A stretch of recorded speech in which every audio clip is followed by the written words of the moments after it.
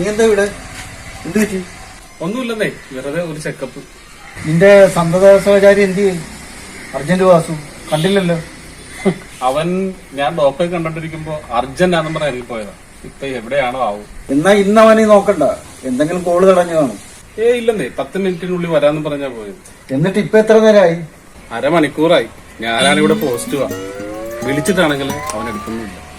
അതാണ് ഞാൻ പറഞ്ഞത്.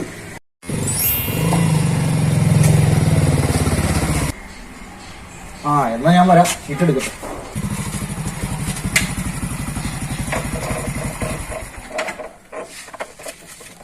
പുള്ളി എന്ത് പറയുന്നു? എന്നെ പറ്റിയാണ്. നീ അത് വിട്. നീ കുറെ നേരമല്ലേ പോയിട്ട്? എന്തെടുക്കുമായിരുന്നു? ഇതാരാ? ഇത് റിയാസ്, പാൻ റിയാസ്. ബംഗാളിയാ. കവലയിൽ മുറുക്കാൻ കട നടത്തി. പാൻ തൂക്കാൻ ചേട്ടാ. അതെ, പാൻ തൂക്കാൻ നടത്തുന്ന പാൻ റിയാസ്. ഓ, അപ്പൊ പാൻ ഇന്ത്യൻ ലെവലാണ് നിന്റെ പോസ്റ്റ് അല്ലേ? അതെ ചേട്ടാ, നേരെ പാൻ തൂക്കാമേ. ഞാൻ പറയാം, നമ്മുടെ ഭാഗ്യത്തിന് പാൻ റിയാസിന് ഒരൊറ്റ കംപ്ലൈന്റ് മാത്രമേ ഇല്ല.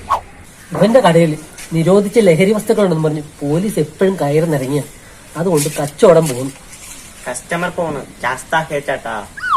അവന്റെ പ്രശ്നം എനിക്ക് മനസ്സിലാകാത്തത് ആ പ്രശ്നത്തിന് നമ്മൾ എന്തിനാ ഇടപെടുന്നതെന്നാണ്. ആഹാ, ഇനി അതും ഞാൻ പറഞ്ഞു. പാൻ റിയാസിന്റെ പ്രശ്നത്തിന് പരിഹാരം ഉണ്ടാക്കിയാലേ മധുരമുള്ളതെല്ലാം കഴിക്കാൻ പറ്റുമെന്ന് ഡോക്ടർ പറഞ്ഞത് മറന്നുപോയാ. ഇതിനാണോ നീ അർജന്റായിട്ട് ഡോക്ടറുടെ ക്യാബിൽ നിന്ന് ഇറങ്ങി ഓടിയത്? എടാ, അത് പാങ്ക്രിയാസിന്റെ കംപ്ലൈന്റ് എന്ന് പറഞ്ഞാൽ ഷുഗർ.